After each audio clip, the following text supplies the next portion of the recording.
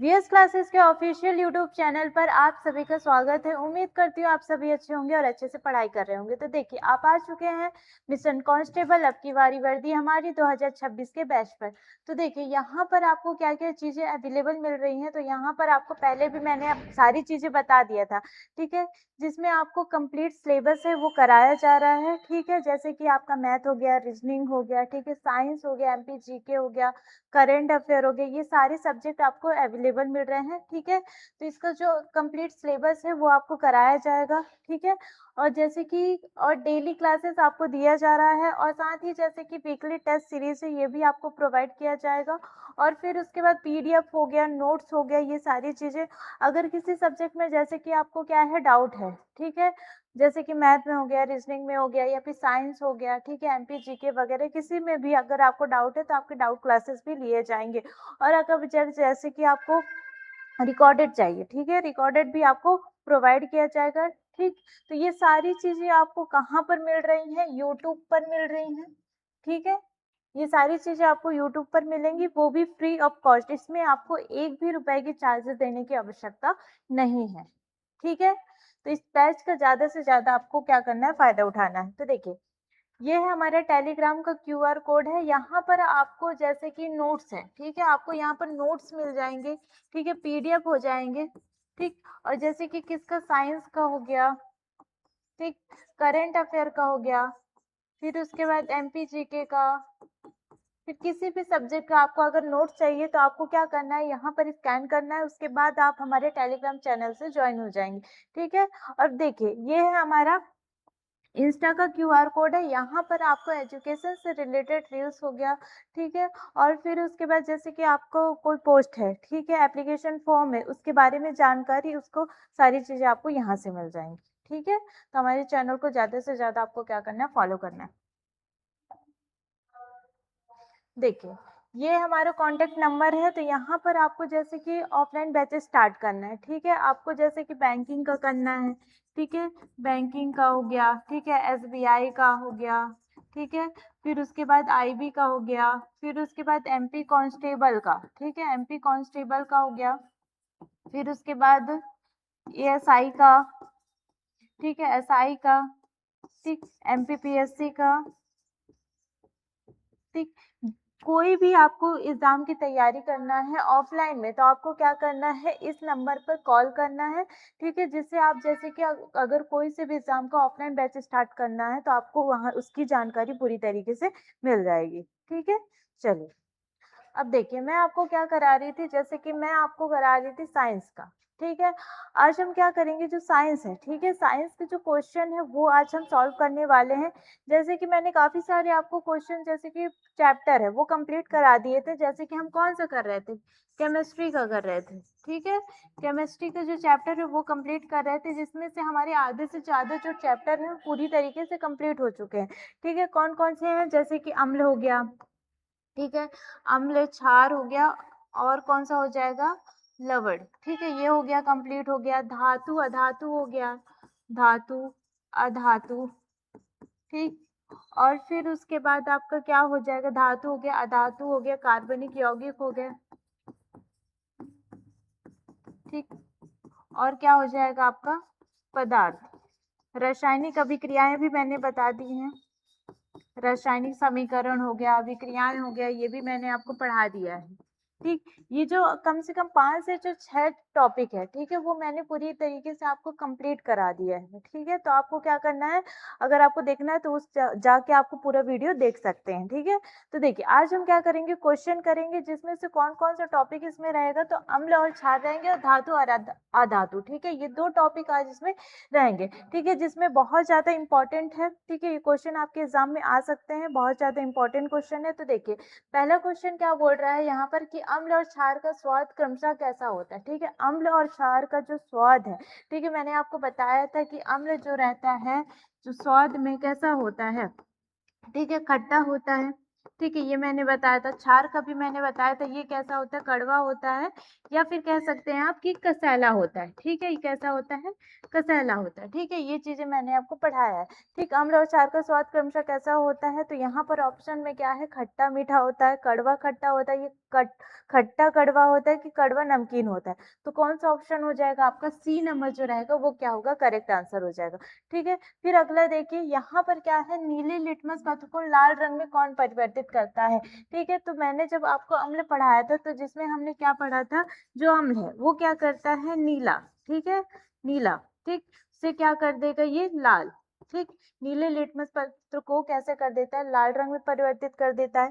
ठीक, वहीं पर क्षार को हमने पढ़ा था, तो यहाँ पर क्या हो जाएगा, लाल है तो ये क्या हो जाएगा, नीला हो जाएगा। ठीक है, ये चीजें, ये, तो यहाँ पर कौन सा ऑप्शन आपका सही हो जाएगा, बी नंबर जो रहेगा वो करेक्ट हो जाएगा। ठीक है, यहाँ पर क्या होगा, अम्ल जो है नीले लिटमस पत्र को लाल रंग में परिवर्तित कर देता है। ठीक है, अब देखिए यहाँ पर क्या है, जलीय विलयन में छात्र जो क्षार है, ठीक है, कौन सा आयन देते हैं, जलीय विलयन में जो क्षार है वो कौन सा आयन देते हैं। ठीक, तो देखिए यहाँ पर पूछ रहा है कि जो क्षार है, ठीक है, जलीय विलयन में अम्ल और क्षार तो दोनों ही रहते हैं, लेकिन पूछ रहा है जो क्षार है वो कौन से आयन देते हैं। ठीक है, तो देखिए यहाँ पर आपका क्या हो जाएगा, देखिए यहाँ पर जैसे कि आपको पूछा क्या है, क्षार, ठीक है, जलीय विलयन में। ठीक, यहाँ पर आपका क्या है, जल है, उसके विलयन में। ठीक है, वहां पर मतलब कि जो क्षार है कौन सा आयन देता है, तो अगर हम अम्ल की बात करें तो वो हो जाएगा हाइड्रेट हो जाएगा, मतलब कि H+ आयन देगा। वहीं पर क्या हो जाएगा, अगर क्षार पूछा है तो हाइड्रोक्साइड हो जाएगा। ठीक है, ये क्या हो जाएगा, ऋणात्मक आयन देगा, और वो क्या होगा, पॉजिटिव चार्ज हो जाएंगे, और इसमें क्या हो जाएगा, नेगेटिव आयंस हो जाएंगे। ठीक है, ये चीजें हैं। तो यहाँ पर कौन सा होगा, जलीय विलयन में क्षार कौन सा आयन देता है, तो यहाँ पर हो जाएगा हाइड्रोक्साइड आयन देता है माइनस में। ठीक है, ऋणात्मक आयन देता है। ठीक, अब यहाँ पर देखिए, इमली में कौन सा अम्ल प्राकृतिक रूप से पाया जाता है। ठीक है, तो यहाँ पर देखिए, यहाँ कौन कौन सा ऑप्शन है, तो यहाँ पर साइट्रिक अम्ल है, लैक्टिक अम्ल है, टार्टरिक अम्ल है, ठीक है, मेथेनोइक अम्ल है। ठीक, तो यहाँ पर जो इमली का है, तो मैंने आपको बताया था इमली में कौन सा अम्ल पाया जाता है, तो यहाँ पर कौन सा हो जाएगा, टार्टरिक अम्ल पाया जाता है। ठीक है, टार्टरिक अम्ल पाया जाता है, ये चीज है। फिर उसके बाद देखिए, जल में घुलनशील जो क्षार को क्या कहा जाता है, जल में जो घुलनशील क्षार है, ठीक है, उनको क्या कहा जाता है, क्षारक कहा जाता है, एल्काइल कहा जाता है। ठीक है, ये चीजें हैं। ठीक, तो ये क्या हो गया, आपके अम्ल हो गया, क्षार हो गया। ठीक है, कौन सा पदार्थ क्या होता है, अम्ल कौन सा मतलब कि कलर का हो जाएगा। ठीक है, यहाँ पर कौन सा मतलब कि खट्टा है। ठीक है, कौन सा क्या हो जाएगा, क्षार का क्या है, कड़वा है कि गशाला, ये सारी चीजें। ठीक है, तो ये क्या हो गया, इस टाइप के क्वेश्चन हो गए। फिर अगला देखते हैं।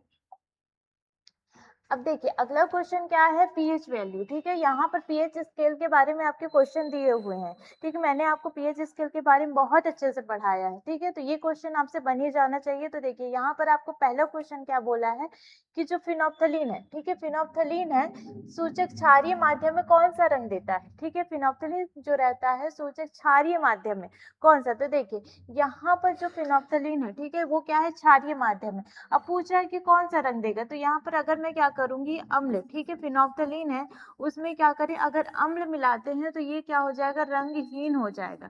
ठीक है, कोई भी रंग नहीं देगा। वहीं पर अगर क्या हो जाएगा, क्षार में अगर मिलाते हैं तो इसमें कौन सा रंग हो जाएगा, गुलाबी रंग देता है।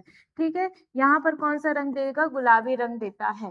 ठीक, तो यहाँ पर क्या हो जाएगा आपका, जैसे कि रंगीन होगा कि पीला होगा कि लाल होगा कि गुलाबी होगा, तो यहाँ पर क्या हो जाएगा, गुलाबी हो जाएगा। ठीक है, फिर सेकंड क्वेश्चन देखिए, कि निम्नलिखित में से कौन सा गंधीय सूचक क्षारीय माध्यम में अपनी गंध को खो देता है। जब क्षार इसमें मिलाते हैं तो वो क्या करता है, गंध को जो रहता है वो खो देता है, उसमें कोई गंध नहीं रहता। ठीक है, तो इसमें से कौन सा हो जाएगा, हल्दी हो जाएगा कि लिटमस हो जाएगा, प्याज का रस होगा कि मेथाइल ऑरेंज हो जाएगा। तो देखिए यहाँ पर क्या हो जाएगा, आपका प्याज का रस होगा। ठीक है, यहाँ पर ये, लेकिन क्या अगर मैं इसमें क्षारीय मिलाऊंगी, ठीक है, क्षारीय मिलाऊंगी तो इसमें क्या हो जाएगा, ये अपनी जो गंध है वो क्या होगा, खो देगा। ठीक है, ये क्या कर देगा, खो देगा। वहीं पर अगर अम्ल रहेगा, ठीक है, अम्ल अगर मिलाते हैं तो ये अपनी गंध क्या करता है, नहीं खोता है। ठीक है, वही स्मेल इसकी रहेगी। ठीक, ये चीजें हैं। ठीक है, तो निम्नलिखित में से कौन सा गंधीय सूचक क्षारीय माध्यम में अपनी गंध क्या कर देता है, खो देता है, तो कौन सा हो जाएगा, प्याज का रस हो जाएगा। ठीक है, वहीं पर क्या होगा, पीएच स्केल की खोज किसने की थी और इसकी सीमा क्या है। ठीक है, तो देखिए पीएच स्केल की खोज किसने की थी, सोरेनसन ने की थी। ठीक है, लेकिन इसकी क्या बोल रहा है, जो सीमा है, ठीक, वो कहाँ से कहाँ तक होती है, तो ये देखिए यहाँ पर क्या हो जाएगा, पीएच स्केल है, ये 0 से लेकर कहाँ तक होता है, 14 तक होता है। इसकी खोज किसने की थी, सोरेनसन ने की थी। ठीक है, यहाँ पर क्या हो जाएगा, सोरेनसन ने। और कब की थी इसकी खोज, 1909 में की थी। ठीक है, 1909 में की थी। और कहाँ से लेकर क्या है, 0 से लेकर क्या 14 तक है। ठीक, तो यहाँ पर क्या हो जाएगा, आपका ऊपर वाली जैसे कि वैल्यू है, ये क्या हो जाएगा, अम्लीय हो जाएगा। ठीक है, नीचे वाली वैल्यू क्या हो जाएगी, क्षारीय हो जाएगी। ठीक है, बीच वाली वैल्यू क्या हो जाएगी, उदासीन हो जाएगी।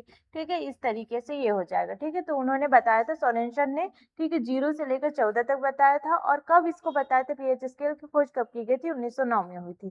ठीक है, फिर उसके बाद अगला देखिए, यदि विलयन ए का पीएच 3 है और विलयन बी का पीएच क्या है, 6 है, तो विलयन ए विलयन बी की तुलना में हाइड्रेट आयनों में कितना अधिक सांद्र है।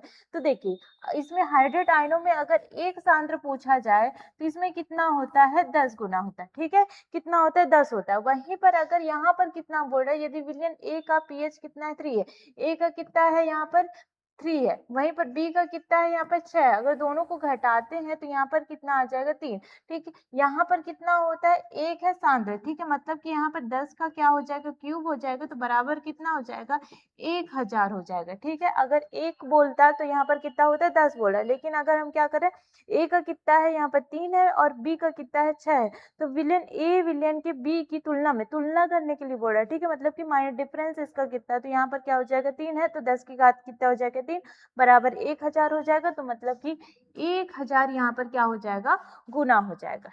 ठीक है, ये चीजें हैं, यहाँ पर कितना हो जाएगा आपका, 1000 गुना हो जाएगा। फिर उसके बाद अगला क्वेश्चन देखिए, यहाँ पर क्या दे दिया है, मुंह का पीएच मान किस स्तर से कम होने पर दंत क्षय शुरू हो जाता है। ठीक है, मतलब कि पीएच स्तर कितना, मतलब कि कम हो जाए, तो जिसमें से दांतों का जो सड़न होला, ठीक है, या फिर क्या होना, जैसे कि खराब होना, ये सारी चीजें कैसे, मतलब कितना पीएच कम हो जाता है तो खराब हो जाते हैं दांत। ठीक, तो यहाँ चीजें, तो देखिए यहाँ पर क्या बोल रहे हैं, 7.0 होगा कि 6.5 होगा कि 5.5 होगा कि 4.0 होगा, तो यहाँ पर क्या होगा, 5.5 होगा, जिसमें से क्या होता है, पीएच वैल्यू इतनी कम हो जाती है, जिसमें से क्या होता है, कैल्शियम फास्फेट जो रहता है वो क्या हो जाता है, कम हो जाता है।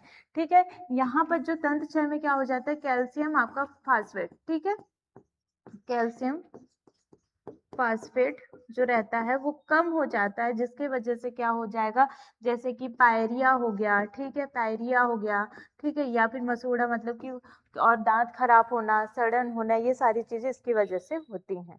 ठीक है, ये चीजें। चलिए फिर अगला क्वेश्चन देखिए,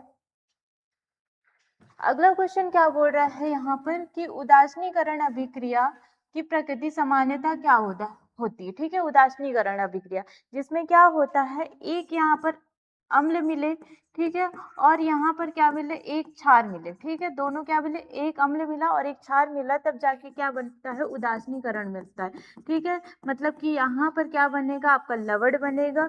ठीक है, लवण के बाद ये क्या हो जाएगा, ये उदासीनीकरण अभिक्रिया होती है। ठीक है, तो इसमें बोल रहा है कि उदासीनीकरण अभिक्रिया की प्रकृति समानता कैसी होती है, ऊष्माशोषी होती है कि ऊष्माक्षेपी होती है कि संयोजन होता है कि अपघटन होता है। तो यहाँ पर क्या हो जाएगा, ऊष्माक्षेपी होती है। ठीक है, इसमें क्या होती है, बहुत ज्यादा ऊष्मा जो है वो निकलती है, जिसकी वजह से क्या हो जाएगा, ऊष्माक्षेपी। ऊष्माशोषी का मतलब क्या होता है, अवशोषण करना। ठीक है, ऊष्मा का क्या हो करना, अवशोषण करना। लेकिन क्या हो रहा है, इसमें ऊष्मा निकलेगी तो क्या हो जाएगा, ऊष्माक्षेपी अभिक्रिया हो जाएगा। ठीक है, ये चीज है। फिर उसके बाद अगला देखिए यहाँ पर बोल रहा है पेट में, ठीक है, पेट में अपच के उपचार के लिए इस्तेमाल किए जाने वाले एंटासिड, ठीक है, एंटासिड मिल्क ऑफ मैग्नीशियम का रासायनिक सूत्र क्या है, मिल्क ऑफ मैग्नीशियम। ठीक है, मिल्क ऑफ मैग्नीशियम के बारे में मैंने आपको पढ़ाया है। ठीक है, जैसे कि हमारे पेट में क्या हो जाता है, एसिडिटी हो जाता है, बहुत ज्यादा खाने की वजह से क्या होता है, पेट खराब होने लगता है। ठीक है, अपचन होता है। ठीक, तो जिसकी वजह से कौन सा, मतलब कि यहाँ पर एंटासिड यूज किया जाता है, तो यहाँ पर क्या हो जाएगा, जैसे उसे क्या कहा जाता है, मिल्क ऑफ मैग्नीशियम कहा जाता है। तो यहाँ पर कौन सा होगा, मैग्नीशियम हाइड्रोक्साइड हो जाएगा। ठीक है, मैग्नीशियम हाइड्रोक्साइड हो जाएगा, इसे क्या कहा जाता है, मिल्क ऑफ मैग्नीशियम कहा जाता है। इसका रासायनिक सूत्र क्या हो जाएगा, मैग्नीशियम हाइड्रोक्साइड हो जाएगा। ठीक है, ये चीजें। अब देखिए अगला क्वेश्चन क्या बोल रहा है यहाँ पर, भोजन में उपयोग होने वाले साधारण नमक का रासायनिक सूत्र क्या है। साधारण नमक का रासायनिक सूत्र पूछा है, तो यहाँ पर क्या हो जाएगा, सोडियम क्लोराइड हो जाएगा, ठीक है, NaCl होगा, ठीक। फिर उसके बाद अगला देखिए यहाँ पर क्या है, क्लोरो क्षार जो रहता है, ठीक है, क्लोरो क्षार प्रक्रिया के दौरान कैथोड पर कौन सी गैस मुक्त होती है, ठीक है। यहाँ पर क्या हो जाएगा, कैथोड पर कौन सी गैस मुक्त होगी, क्लोरीन होगी, ऑक्सीजन होगी, हाइड्रोजन होगी कि नाइट्रोजन होगा, तो यहाँ पर क्या हो जाएगा, हाइड्रोजन हो जाएगा। और देखिए यहाँ पर क्या पूछा है, कैथोड पर, ठीक है, कैथोड पर क्या हो जाएगा, हाइड्रोजन गैस होगा, ठीक है। वहीं पर एनोड पर अगर पूछता तो क्या हो जाता, यहाँ पर क्लोरीन गैस हो जाता, ठीक है, यहाँ पर क्या हो जाता, क्लोरीन गैस हो जाता। फिर उसके बाद अगला देखिए, सूखे भुजे हुए चूने पर क्लोरीन गैस की क्रिया से क्या बनता है, ठीक है, सूखे भुजे हुए चूने हैं, ठीक है, पर उसमें क्या करेंगे, क्लोरीन गैस की क्रिया से क्या बनता है, तो यहाँ पर क्या बनेगा, विरंजक चूर्ण बनेगा, ठीक है, ब्लीचिंग पाउडर बनेगा, ठीक है, ये चीज है। चलिए अगला क्वेश्चन देखिए, तो देखिए यहाँ पर अगला क्वेश्चन क्या है, सोडा अम्ल जो रहता है अग्निशामक में मुख्य रूप से किस लवण का उपयोग किया जाता है, ठीक। तो यहाँ पर क्या है, धवन सोडा है, बेकिंग सोडा है कि विरंजक चूर्ण है कि साधारण नमक है, तो यहाँ पर क्या हो जाएगा, आपका बेकिंग सोडा हो जाएगा, ठीक है, यहाँ पर क्या हो जाएगा, बेकिंग सोडा हो जाएगा, ठीक। फिर उसके बाद अगला क्वेश्चन देखिए, यहाँ पर क्या बोल रहा है, बेकिंग सोडा, ठीक है, सोडियम बाइकार्बोनेट, ठीक है, बेकिंग सोडा जो रहता है सोडियम बाइकार्बोनेट को गर्म करने पर मुख्य रूप से कौन सी गैस उत्पन्न होती है।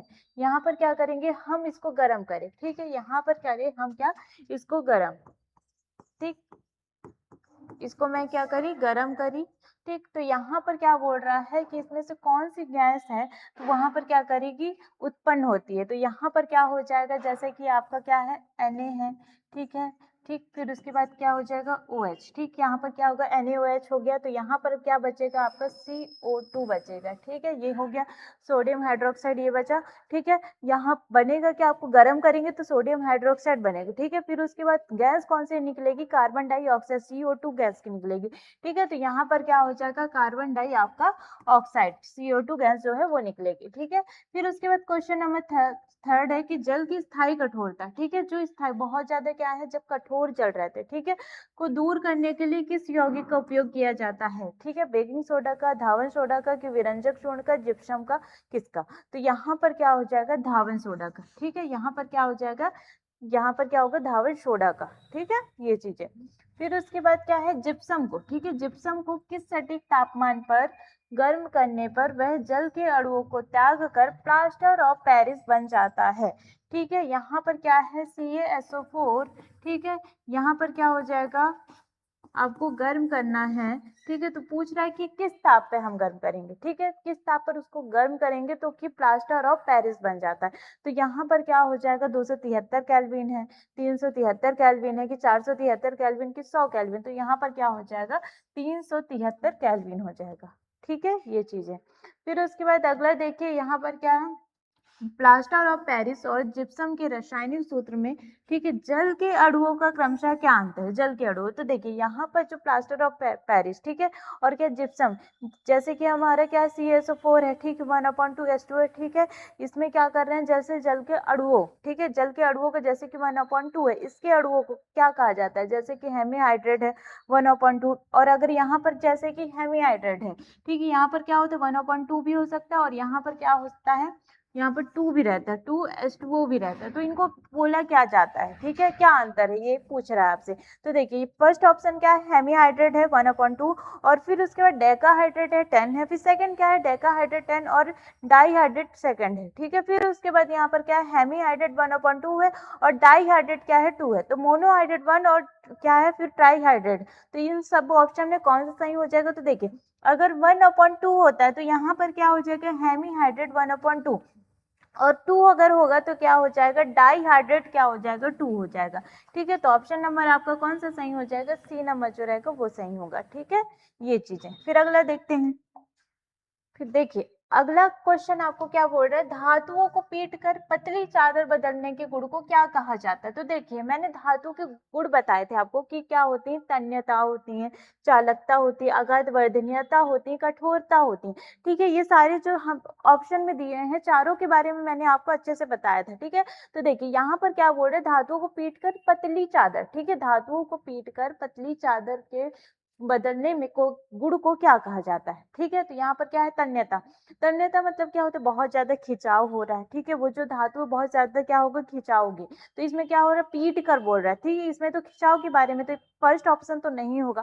फिर सेकंड क्या होता है, चालकता, मतलब कि जो क्या हो जाएगा आपका जो कंडक्टिव है। ठीक है, मतलब कि यहाँ पर जैसे सुचालक होता है, कुचालक होता है। ठीक है, यहाँ पर हम बिजली जो रहता है उत्पन्न करते हैं। ठीक है, तो यहाँ पर क्या हो, चालकत्व है कि नहीं है, तो यहाँ पर क्या हो जाएगा, नहीं, ये भी नहीं होगा। उसमें क्या बोल रहा है, पीट कर बोल रहा है। ठीक है, तो यह आघात वर्धनता क्या होता है, यहाँ पर क्या हो जाएगा आपका, आघात वर्धन मतलब कि उसको पीट कर क्या किया जाता है, पतली चादर बनाया जाता है। ठीक है, तो ये क्या हो जाएगा आपका ऑप्शन, आघात वर्धन्यता हो जाएगा, और ये क्या होगा, सही होगा। ठीक है, अब कठोरता क्या होगी, धातु जो रहता है बहुत ज्यादा क्या होता है, कठोर होता है। ठीक है, लोहा हो गया, हीरा हो गया, ये सारी चीजें। ठीक, चलिए अब यहाँ पर क्या है, सेकंड नंबर क्वेश्चन क्या बोल रहा है कि निम्नलिखित में से कौन सी धातु सबसे अधिक तन है, मतलब कि उसको अगर खींचा जाए तो क्या हो जाए, एकदम आराम से, बहुत मतलब कि थोड़े से में क्या हो जाए, एकदम तन जाए। ठीक है, तो वो क्या हो जाएगी, कौन सी है, चांदी है, एल्यूमिनियम है, तांबा है कि सोना है। तो यहाँ पर क्या हो जाएगा आपका, सोना हो जाएगा। ठीक है, चांदी जैसे कि पतले हम तार बनाते हैं। ठीक है, तांबे से बनाते हैं, एल्यूमिनियम से भी बनाते हैं, चांदी कहीं कहीं चांदी सोना इसका भी यूज करते हैं। ठीक है, लेकिन क्या हो जाए, सबसे अधिक जो तन्य रहेगा धातु कौन सा हो जाएगा, सोना हो जाएगा। ठीक है, ये चीज है। फिर अगला देखिए, कमरे के तापमान पर जो द्रव अवस्था में पाई जाने वाली एकमात्र अधातु कौन सी है, पारा है, ब्रोमीन है, आयोडीन है, गैलियम है। तो यहाँ पर क्या हो जाएगा, ब्रोमीन हो जाएगा, पारा नहीं होगा। पारा जो रहता है धातु का होता है। ठीक है, तो यहाँ पर क्या हो जाएगा, ब्रोमीन होगा। अब फिर उसके बाद फोर्थ नंबर में क्या बोल रहा है कि अधातु समानता विद्युत की कुचालक होती है, लेकिन विद्युत का सुचालक होने वाला कार्बन का अपरूप। ठीक है, कार्बन के अपरूप के बारे में मैंने आपको अच्छे से बताया था, कितने अपरूप होते हैं। ठीक है, हीरा होता है, फिर ग्रेफाइड होता है, लेकिन इसमें क्या बोला, कोई क्या होते हैं, कुचालक होता है, कोई क्या होता है, सुचालक होता है। ठीक है, हीरा है और यहाँ पर ग्रेफाइड है, फुलरीन है, कोयला है। तो यहाँ पर क्या हो जाएगा आपका, जो ग्रेफाइड है वो होगा। ठीक है, यहाँ पर क्या होगा, सुचालक होने वाला कार्बन का अपरूप कौन सा है, ग्रेफाइट है। ठीक है, ये चीज है। फिर उसके बाद अगला देखिए, किन धातुओं का गलनांक इतना कम होता है कि वे हथेली पर रखने पर ही पिघलने लगती हैं। ठीक है, यहाँ पर क्या है कि कोई धातु रहती है, उसको हम क्या करते हैं, हथेली में रखे हैं, वो क्या करता है, पूरी तरीके से पिघल जाता है। ठीक है, हथेली में रखने मात्र से। तो यहाँ पर क्या होगा, सोडियम और पोटेशियम होगा, गैलियम और सीजियम होगा, सीसा और पारा होगा, सोना और चांदी होगा। बताइए, क्या सोडियम और पोटेशियम होगा क्या। ठीक है, तो देखिए यहाँ पर सोडियम पोटेशियम नहीं होगा, यहाँ पर क्या होगा आपका, गैलियम और सीजियम होगा। देखिए अगर मतलब कि यहाँ पर क्या हो रहा है, कंफ्यूजन भी होता है, क्योंकि सोडियम और पोटेशियम भी जो है, ठीक है, वो भी क्या होता है, बहुत ज्यादा विक्रियाशील रहती हैं। ठीक है, इसमें क्या होती है, बहुत ज्यादा विक्रियाशील होती है, जल्दी क्या होती है, अभिक्रिया कर लेती हैं। ठीक है, तो कहीं ना कहीं ये भी ऑप्शन में हो जाता है। तो क्या करते हैं, कई बार ऐसा होता है कि सोडियम और पोटेशियम को क्या करते हैं, टिक लगाते हैं, लेकिन ऐसा नहीं करना, हमको क्या लगाना है, गैलियम और सीजियम लगाना है। ठीक है, ये क्या करती हैं, हथेली मात्रा में रखने से पिघल जाती हैं। ठीक है, ये चीजें हैं। ठीक, तो इसका आंसर जो रहेगा गैलियम और सीजियम रहेगा। ठीक है, चलिए फिर उसके बाद अगला क्वेश्चन क्या है, यहाँ पर सामान्यतः धात्विक ऑक्साइड की प्रकृति, ठीक है, कैसी होती है। यहाँ पर जो धात्विक ऑक्साइड है, ठीक है, धातु से अभिक्रिया करेंगे। ठीक है, तो यहाँ पर जो प्रकृति उसकी कैसी होती है, अम्लीय होती है, क्षारीय होती है, उदासीन होती है कि निष्क्रिय होती है। तो यहाँ पर क्या हो जाएगा, क्षारीय होती है। ठीक है, यहाँ पर क्या हो जाएगा, क्षारीय होती है। ठीक, फिर अगला क्या है, निम्नलिखित में से कौन सा एक उभयधर्मी ऑक्साइड है जो अम्ल और क्षार दोनों से अभिक्रिया करता है। ठीक है, अम्ल और क्षार दोनों से अभिक्रिया करता है, कौन सा हो जाएगा, तो यहाँ पर हो जाएगा Al2O3। ठीक है, यहाँ पर ठीक, एल्यूमिनियम ऑक्साइड। ठीक, तो यहाँ पर क्या हो जाएगा, ये हो गया Al2O3, ये होगा। ठीक, अब देखिए अगला क्या है, किन धातु को हवा और पानी के साथ तीव्र अभिक्रिया से बचाने के लिए केरोसिन में डुबोकर रखा जाता है। मैग्नीशियम और कैल्शियम को, पोटेशियम और क्या होगा, सोडियम है, आयरन और जिंक है, एल्यूमिनियम और कॉपर है। देखिए तो देखिए मैंने अभी एक मतलब धातु के बारे में बताया था, ठीक है? सोडियम, पोटेशियम बहुत ज़्यादा क्या होती है, तेज़ी से अभिक्रियाशील कर लेती हैं, ठीक है? तो उनको क्या किया जाता है, बचाव के लिए किसमें रखा जाता है, केरोसिन में डुबो कर रखा जाता है, ठीक है? तो वो कौन-सा हो जाएगा, सोडियम और पोटेशियम हो जाएगा, ठीक है? हवा और इसको पानी से बचाने के लिए, क्योंकि हवा और पानी से क्या करती है, बहुत जल्दी ये अभिक्रियाशील हो जाती है, किसी से भी कर लेती हैं, ठीक है? इसमें से क्या किया जाता है, इन्हें बचाने के लिए इन्हें केरोसिन में रखा जाता है, मिट्टी का तेल जिसे कहा जाता है, ठीक है? केरोसिन सोडियम और पोटेशियम में, ठीक है? ये चीज़ें। और फिर उसके बाद अगला क्वेश्चन देखिए कि कौन-सी धातुएँ हैं, ना तो ठंडे जल और ना ही गर्म जल के साथ अभिक्रिया करती हैं, बल्कि केवल भाप के साथ अभिक्रिया करती हैं, ठीक है? ये चीज़ों के बारे में भी मैंने बताया कि कौन-सा ठंडे जल के साथ अभिक्रिया करता है, कौन-सा क्या गर्म जल के साथ अभिक्रिया करता है, कौन भाप के साथ अभिक्रिया करता है। जब हम धातुएँ पढ़ रहे थे, तो सारी चीज़ें हमने पूरे डिटेल से देखा है, ठीक है? अगर कोई कन्फ्यूज़न होगा तो आप दोबारा उस वीडियो को देख सकते हैं, ठीक है? चलिए, तो यहाँ पर क्या होगा ऑप्शन में, सोडियम है, पोटेशियम है, कैल्शियम है, एल्यूमीनियम है, आयरन है, जिंक है। ये सोना, चांदी, तांबा होगा कि लेड, कॉपर, सिल्वर होगा। तो यहाँ पर क्या हो जाएगा, एल्यूमीनियम होगा, आयरन होगा, जिंक होगा, ठीक है? जो क्या होंगे, केवल भाप से अभिक्रिया करते हैं, ठीक है? ना ठंडे जल होगा, ना ही गर्म जल होगा, केवल क्या होगा, भाप से अभिक्रिया करेंगे, वेपर से, ठीक है? ये चीज़ें। चलिए, अगला क्वेश्चन क्या है, 5 है, ठीक? ठंडे जल के साथ अभिक्रिया करने पर कैल्शियम धातु पानी पर क्यों तैरने लगती है? अब देखिए ठंडे जल के साथ अभिक्रिया करते हैं, ठीक है? क्या, कैल्शियम धातु। तो वो पूछ रहा है कि धातु पानी पर जो रहता है क्यों तैरने लगती है? तो देखिए यहाँ पर क्या है, कैल्शियम का घनत्व पानी से कम होता है, ठीक? उत्पन्न ऑक्सीजन गैस के बुलबुले सतह पर चिपक जाते हैं, उत्पन्न हाइड्रोजन गैस के बुलबुले धातु की सतह पर चिपक जाते हैं, कैल्शियम जल में घुलनशील होता है। तो देखिए यहाँ पर ठंडा जल है, ठीक है? जल है यहाँ पर, जल में कौन-कौन से अणु होते हैं? तो यहाँ पर हाइड्रोजन होता है और एक ऑक्सीजन होता है, ठीक है? अब यहाँ पर हम कैल्शियम के साथ अगर अभिक्रिया करेंगे तो ये जो कैल्शियम है वो क्या करता है, ऊपर तैरता है। क्यों करता है? जो हाइड्रोजन गैस है, ठीक है? वो जो हाइड्रोजन गैस है वो क्या करते हैं, बुलबुले, जो गैस के बुलबुले, ठीक है, धातु की सतह पर चिपक जाते हैं। जो हाइड्रोजन गैस है उसके बुलबुले जो रहते हैं वो धातु की सतह, नीचे सतह पर क्या हो जाते हैं, चिपक जाते हैं, नीचे जो सतह पर क्या हो जाते हैं, चिपक जाते हैं, ठीक है? इस वजह से, जैसे कि क्या होता है, हम चूना है, ठीक है? उसमें क्या पाया जाता है, जैसे कि कैल्शियम हाइड्रोक्साइड है, ठीक है? कैल्शियम ऑक्साइड है, ठीक? तो उसमें क्या करेंगे, चूना डालते हैं, ठीक है? तो वो क्या होता है, एकदम उबलने लग जाता है। ठंडे जल में ही ना मिलाते हैं चूने को, तो वो क्या करता है, एकदम अभिक्रिया करने लगता है, तुरंत क्या होता है, गर्म हो जाता है, जिसमें से जो कैल्शियम है, ठीक है, मतलब कि चूना जो रहता है ऊपर क्या हो जाता है, तैरने लगता है। क्यों तैरने लग जाता है? हाइड्रोजन गैस की वजह से, ठीक है? हाइड्रोजन गैस के जो बुलबुले हैं वो धातु की सतह पर क्या हो जाते हैं, चिपक जाते हैं, इसकी वजह से, ठीक है? चलिए, फिर अगला देखिए, यहाँ पर अगला क्वेश्चन क्या बोल रहा है कि जब धातुएं, ठीक है, तनु अम्ल के साथ अभिक्रिया करती हैं तो सामान्यतः कौन सी गैस उत्सर्जित होती है? तो देखिए यहाँ पर क्या है, जब धातुएं जो रहती हैं तनु अम्ल के साथ अभिक्रिया करती हैं तो कौन सी, जैसे कि कोई धातु है, यहाँ पर Zn मैंने ले लिया, ठीक है, अम्ल ले लिया HCl, ठीक है? अब इसके साथ अभिक्रिया कर रहे हैं तो क्या हो जाएगा, ZnCl हो जाएगा प्लस यहाँ पर H हो जाएगा, ठीक है? तो कौन सी गैस उत्सर्जित हो जाएगी, हाइड्रोजन गैस है वो उत्सर्जित हो जाएगी, ठीक है? तो यहाँ पर क्या हो जाएगा आपका, ऑप्शन नंबर डी हो जाएगा, हाइड्रोजन गैस, ठीक है? फिर उसके बाद अगला नंबर देखिए, अधिकांश धातुएं जो रहती है नाइट्रिक अम्ल के साथ अभिक्रिया करने पर हाइड्रोजन गैस क्यों नहीं देती हैं? ठीक है, अधिकांश जो धातुएं हैं नाइट्रिक अम्ल, ठीक है, जैसे कि यहाँ पर कोई धातुएं, ठीक है, यहाँ पर हमने ले ली Zn, ठीक है, यहाँ पर क्या HNO3 है, तो बोल रहा है कि हाइड्रोजन गैस क्यों नहीं देती। यहाँ पर मैं करूंगी, जैसे कि Zn है, ठीक, यहाँ पर क्या करेंगे, NO3 बन जाएगा, ठीक है, आपका क्या बन जाएगा, हाइड्रोजन, ठीक है? तो यहाँ पर क्या बोल रहा है, अधिकांश धातुएं नाइट्रिक अम्ल के साथ अभिक्रिया करने पर हाइड्रोजन क्यों नहीं देती, ठीक है? कुछ मतलब कि अगर कहा जाए, कुछ अभिक्रिया जैसे देंगी, कुछ नहीं देंगी, ठीक है? मतलब कि कुछ जैसे कि धातुएं जो रहेंगी, अगर हम अभिक्रिया करेंगे नाइट्रिक अम्ल से तो क्या होती हैं, जो हाइड्रोजन गैस है वो नहीं देती हैं, ठीक है? कुछ देती हैं, कुछ नहीं देती हैं, जिसकी वजह से, किसकी वजह से नहीं देती हैं, तो देखिए यहाँ पर क्या होगा, यह एक दुर्बल अम्ल है, यह एक प्रबल अपचायक है, कि यह एक प्रबल ऑक्सीकारक है, कि यह गैस को अवशोषित कर लेता है। तो यहाँ पर क्या हो जाएगा, यह एक प्रबल ऑक्सीकारक है, ठीक है, ये क्या कर रहा है, ये एक प्रबल ऑक्सीकारक है जिसके वजह से ये हाइड्रोजन गैस कई धातुओं में नहीं देता है। ठीक है, ये चीजें।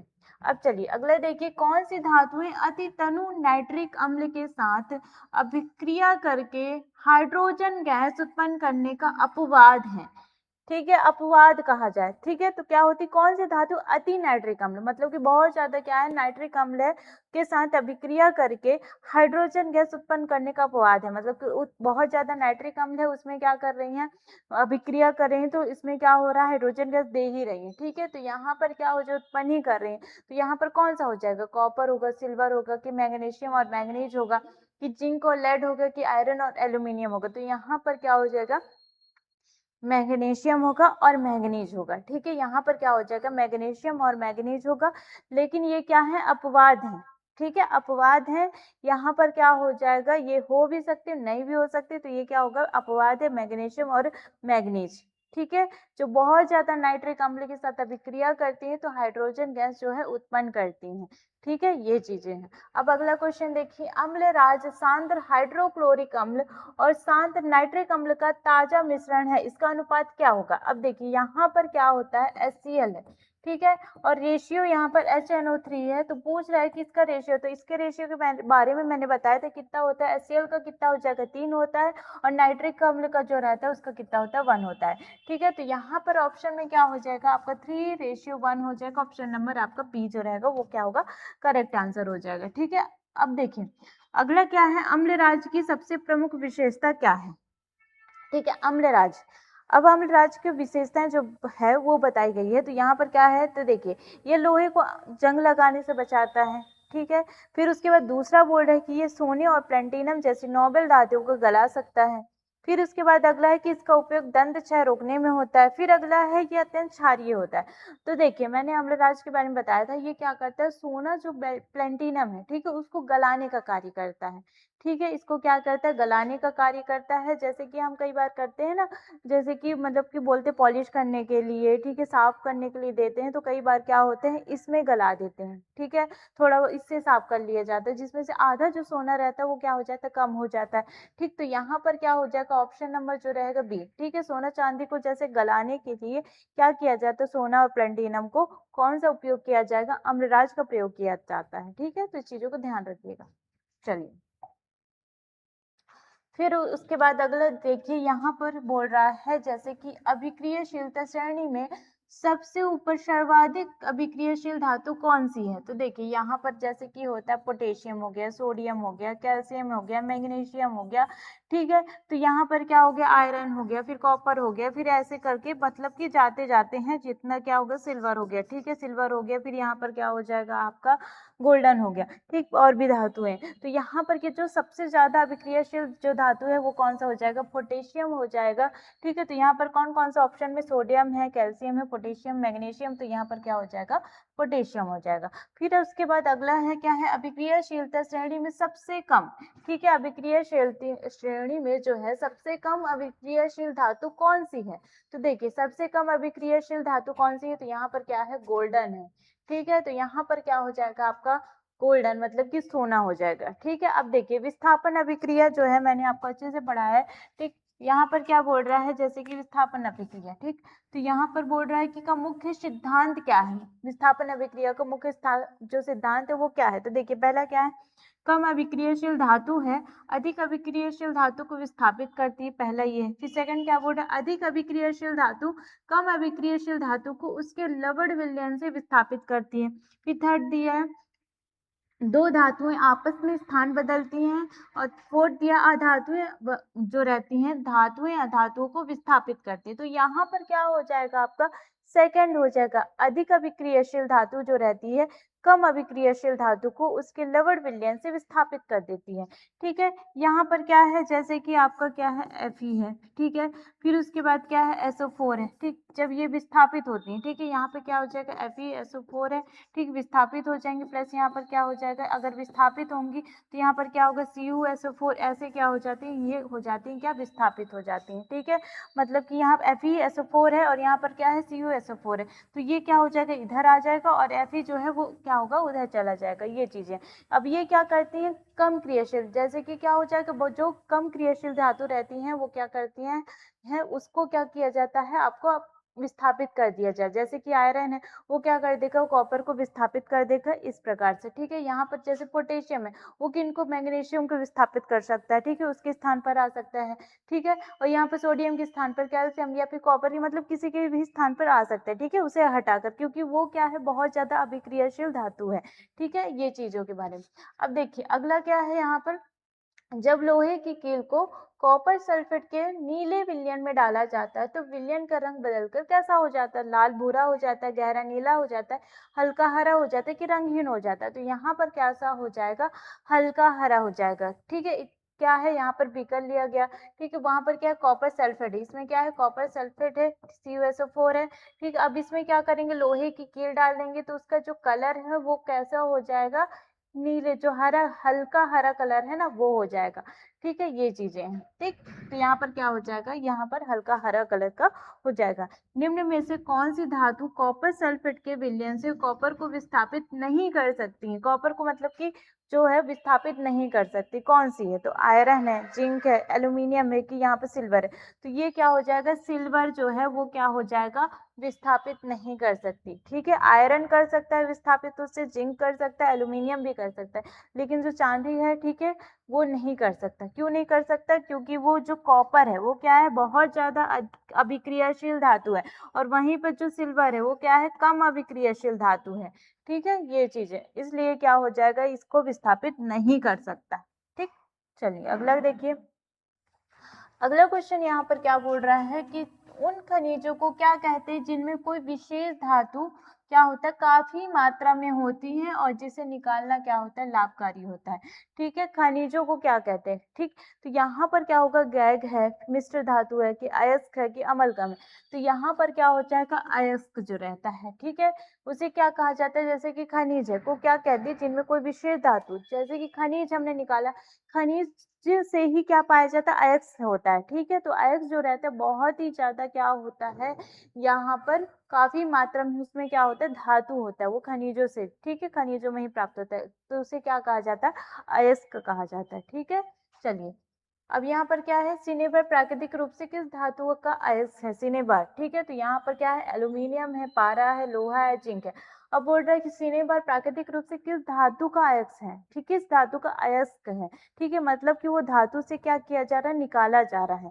ठीक है, किससे निकाला जा रहा है, तो यहाँ पर क्या हो जाएगा, पारा जो है उससे निकाल कर क्या बनाया जा रहा है, सिनेबार बनाया जा रहा है। ठीक है, ये चीजें। फिर अगला क्वेश्चन देखिए कि लोहे पर जंग लगने पर बनने वाले लाल भूरे रंग की परत का रासायनिक रूप क्या है। ठीक है, तो यहाँ पर क्या है, फेरस सल्फेट है, बेसिक कॉपर कार्बोनेट है, कि हाइड्रेट आयरन ऑक्साइड है, कि सिल्वर सल्फाइड है। ठीक है, तो यहाँ पर क्या हो जाएगा, हाइड्रेट आयरन ऑक्साइड हो जाएगा। ठीक है, हाइड्रेट आयरन ऑक्साइड हो जाएगा।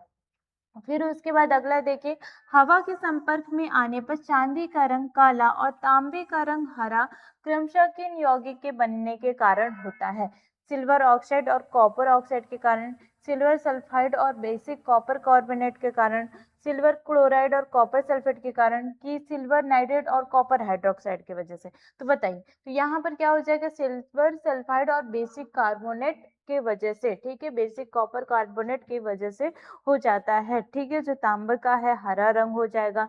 ठीक है, चांदी का काला रंग हो जाएगा, किसके वजह से हो जाएगा, सिल्वर सल्फाइड और बेसिक कॉपर कार्बोनेट के वजह से हो जाता है। ठीक है, अब देखिए यहाँ पर क्या है, यह गलेपन प्रक्रिया में लोहे और इस्पात को जंग लगने से बचाने के लिए किस धातु की पतली परत चढ़ाई जाती है। ठीक है, मतलब कि जो जंग लग जाता है, ठीक है, और जैसे कि लोहा है, ठीक है, और यहाँ पर जैसे कि अन्य कोई बर्तन है, ठीक, तो उसमें क्या जंग लगने से बचाने के लिए उसमें कौन सा, मतलब कि जो धातु है उसका परत चढ़ाया जाता है। तो यहाँ पर क्या हो जाएगा, आपका तांबा है, क्रोमियम है, एल्यूमिनियम है, जस्ता है, तो यहाँ पर क्या हो जाएगा, जस्ता हो जाएगा। ठीक है, यहाँ पर कौन सा हो जाएगा, जिंक हो जाएगा, जो उसकी परत चढ़ाई जाती है। ठीक है, जो उसे क्या करता है, जंग लगने से बचाता है। चलिए फिर अगला देखते हैं। अब देखिए अगले में क्या बोल रहा है कि दो या दो से अधिक धातुओं या एक अधातु और एक क्या है बोल रहा है धातु और एक अधातु के समांगी मिश्रण को क्या कहते हैं। अब देखिए यहाँ पर आपको क्या मिला दिए, एक धातु मिला दिया जाए और प्लस यहाँ पर अधातु मिला दिया जाए। ठीक है, अब दोनों को क्या कहा जाएगा, दोनों को तो यहाँ पर क्या हो जाएगा आपका मिश्र धातु हो जाता है। ठीक है, अलग अलग जो धातु मिला दी जाती है उसको क्या कहा जाता है, मिश्र धातु कहा जाता है। मतलब यौगिक होगा कि बहुलक होगा कि मिश्र धातु का कि प्रयास होगा, तो यहाँ पर क्या हो जाएगा मिश्र धातु हो जाएगा। ठीक है, फिर देखिए यहाँ पर क्या है, पीतल किन दो धातुओं से मिलकर बनी है, एक प्रमुख मिश्र धातु है। तो देखिए यहाँ पर पीतल जो है वो किससे बना है, तो यहाँ पर क्या हो जाएगा, देखिए तांबा है, टिन है, तांबा और जस्ता है, लोहा कार्बन है कि सीसा टिन है। तो यहाँ पर क्या हो जाएगा, तांबा हो जाएगा और जिंक हो जाएगा। ठीक है, कॉपर और जिंक से दोनों से मिलकर बना होता है पीतल। ठीक है, अब देखिए अगला क्या बोल रहा है, विद्युत तारों की वेल्डिंग के लिए प्रयुक्त होने वाले टांका में से कौन सी धातुएं होती है जिसका गलनांक बहुत कम होता है। ठीक है, अब यहाँ पर वेल्डिंग के लिए प्रयुक्त होने वाली टांका जो रहती है, ठीक है, में कौन सी धातुएं जो रहती है जो गलनांक जिसका रहता है बहुत ज्यादा क्या होता है, कम होता है। तो यहाँ पर लेड है, टीन है, कॉपर जिंक है, आयरन क्रोमियम है, एल्यूमिनियम मैग्नीशियम है। तो यहाँ पर क्या हो जाएगा, लेड और टीन हो जाएगा। ठीक है, जिसके क्या होता है गलनांक बहुत कम होता है। और ये क्या वेल्डिंग के जो टांके रहते हैं, ठीक है, वेल्डिंग के लिए जो तार के टांके रहते हैं उसमें प्रयोग किया जाता है, लेड और टीन से बने होते हैं। ठीक है, ये चीजें। अब अगला देखिए, यदि किसी मिश्र धातु में एक अवयव अनिवार्य रूप से पारा हो तो उस मिश्र धातु को विशेष रूप से क्या कहा जाता है, कार्य कहा जाता है, स्टेनलेस स्टील कहा जाता है कि अमलगम कहा जाता है कि सोल्डर कहा जाता है। तो यहाँ पर क्या हो जाएगा, अमलगम कहा जाता है। ठीक है, अब यहाँ पर क्या है मिश्र धातु है, अब उसमें क्या मिला दिए, पारा मिला दिए। ठीक है, तो वो क्या हो जाएगा, एक अमलगम हो जाएगा। ठीक है, तो उसे क्या कहा जाएगा, अमलगम कहा जाएगा। फिर अगले देखिए, भारत में आभूषण बनाने के लिए सामान्यतः 22 कैरेट सोने का उपयोग होता है, इसका क्या अर्थ है।